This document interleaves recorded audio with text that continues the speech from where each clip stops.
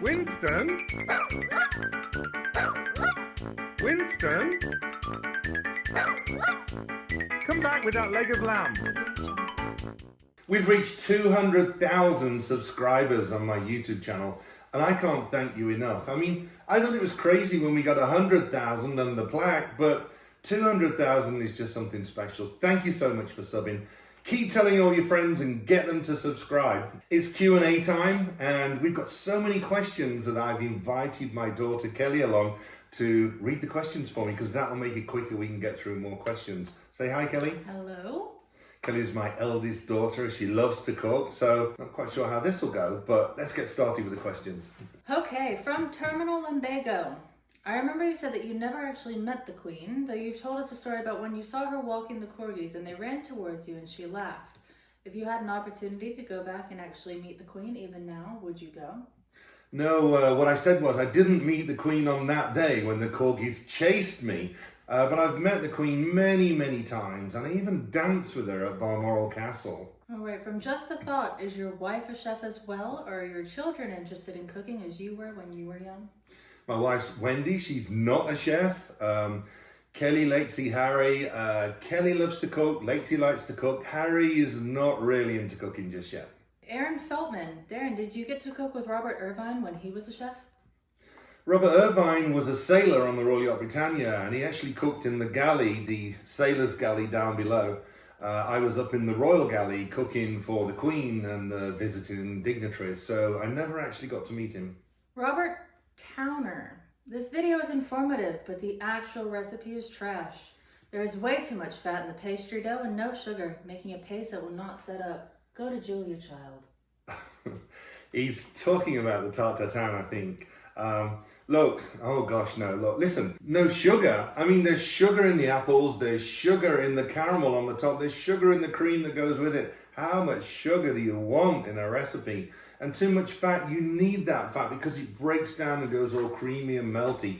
No. Julia makes great tarte tatin, but mine is just as good. From Joe Austin. I've enjoyed watching your videos. Very interesting. Did you get to cook for the Queen Mother and Princess Margaret? If so, what did you cook for them, and can you do a video on them, please? Great questions. Yeah, I did. I cooked for the Queen Mother and Princess Margaret. Queen Mother, I think probably one of her favorite dishes was eggs drum kilbo. We'll do that dish in a video. And Princess Margaret, she loved a dish called rodgrod. It's like a red currant jelly type dish, and she introduced it to the Queen at Buckingham Palace, and we put it on the menus then. So a video on that one coming up too. James Van Ort. Chef Darren, we bought the seasoning package and we really enjoy it. I'm curious if you'll be doing any videos featuring these seasonings. Also, interested in which one you would recommend for pork. We've been using the Balmoral on pork chops and it was delicious. Cheers. Well, thank you very much for buying the seasonings. Glad you enjoyed them. Yeah, the pork, you're using the Balmoral. That is my favorite. I think the juniper really sort of takes the dish to the next level. Thanks for buying the seasonings. From S, you forgot to say you were fired for bad-mouthing the royal family. You're an ex-royal family chef who got sacked. Did you really say that? You did. Oh my gosh. Okay, so I wasn't fired from the royal family. I moved to Princess Diana when her and Prince Charles separated and became her chef. I used to go back and help do banquets at Buckingham Palace while I was working for Princess Diana. So, not true, S, I'm afraid. I was there for 11 years with the Queen, 4 years with Princess Diana. Still have a good relationship now, and I would never, ever badmouth the royal family. From Kamata. Darren, you've got to show us some recipes from your mom. I'm curious to know what kind of food you grew up with. I talk about my mom, my grandma, my family a lot in the videos. My mum's a great cook. Even today, she still cooks for her and my dad. She cooks a full meal every night with meat and potatoes and vegetables.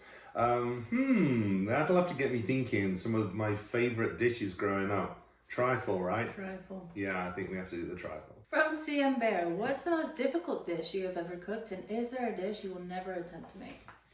Oh, most difficult dish. Not really. I think a tough one that really puts you under pressure is the crepe souffle. Interestingly, that dish was in the movie Spencer.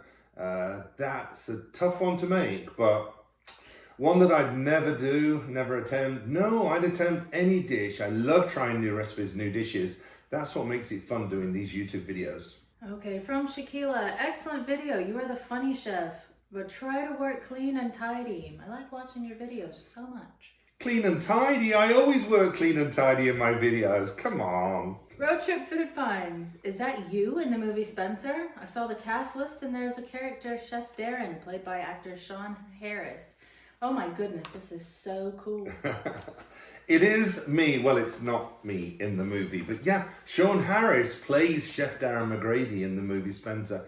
If you've not seen it, this is what we both look like. And yeah, absolutely. It's I didn't know anything about it being in the video. I didn't know that I was going to be in there, but I've watched it. And when that part where Princess Diana, Kristen Stewart, says hi to Darren, Sean Harris, that brought goosebumps to me. I mean, that was amazing. Lady Ramen, please do a Sunday roast dinner video. We've just done the Sunday roast dinner. It's a proper Sunday dinner.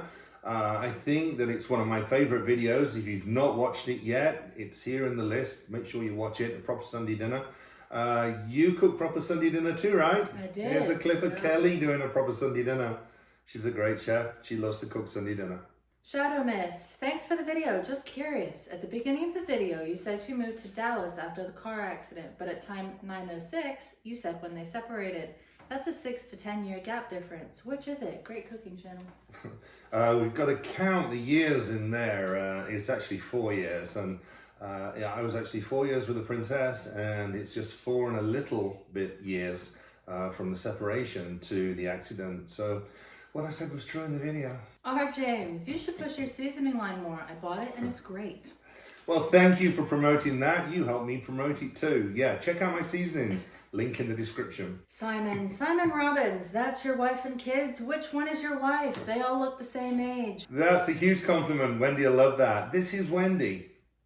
From Twisted Soul, I just want to know, at what point did you convert from saying basil to basil?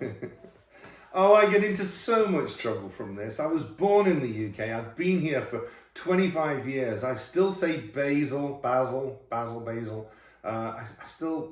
still say both. From Lorna A. English, yet pronounced aluminum the American way and using Fahrenheit instead of Celsius. See, that's another one. I live in the United States. I can't just go through every single description or word or phrase. I can't do it. So I use American because I live here. I've been here 25 years, as I said. So I do say aluminum. Sometimes I will say aluminium, or tin foil. But I try and do a mixture of both. 50 Hellcat 2.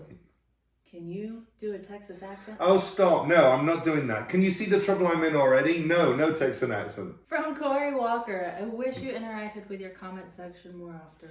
Oh, Corey, I'm sorry. I do answer all...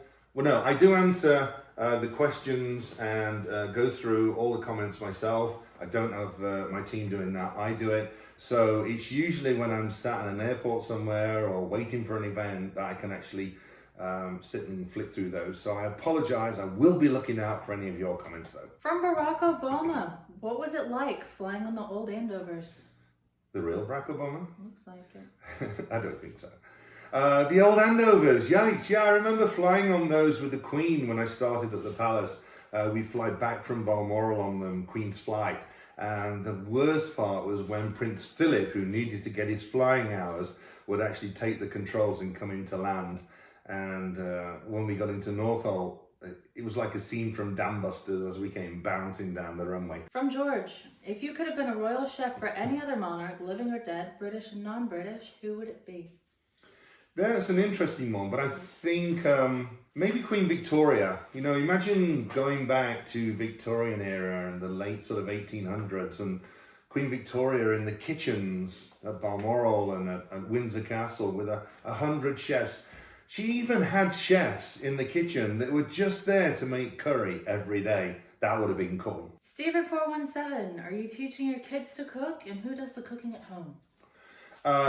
Cooking at home, I cook when I'm home. Wendy cooks sometimes, and when I'm away, certainly Wendy cooks. And then You love to cook. You cook every night, right? Yeah, you cook. And I think Lexi does. Lexi cooks sometimes at college. And Harry doesn't cook yet, but he will soon. From Joseph815. Looks dry to me. Oh, talking about the chocolate cake. It's meant to, Joseph, it's meant to be dry. That's the recipe. You fold in all that butter and sugar and chocolate and then the cookies, biscuits, and then you pack it all down. It's meant to be dry. It's dry and crunchy. Okay, don't think I'm gonna try this one. Why do they call the streaky part the back bacon? Kinda ironic as it came from the belly, whereas the loin, on the other hand, actually touches the back of the animal. You mean in the UK? You've got it right first time. The streaky they call the streaky bacon, and the back bacon they call the back bacon because, as you say, it comes from the back, the loin. From Bolzarok, hi Darren, have you ever cooked for the Spanish royalty? Greetings from Spain, love your videos. I have. I remember being at Buckingham Palace and doing a banquet for King Juan Carlos. That was fun. I remember that. I've still got the pictures, I think. Okay, from Gordy Brooks. Sorry, but the sponges didn't seem to cook evenly in that air fryer. I'm sure your typical oven would have done a better job. You know, it would have been better cooked in the oven, but I was asked to test an air fryer, and I said, I'll do it as long as I don't have to do French fries or chicken tenders or something in there.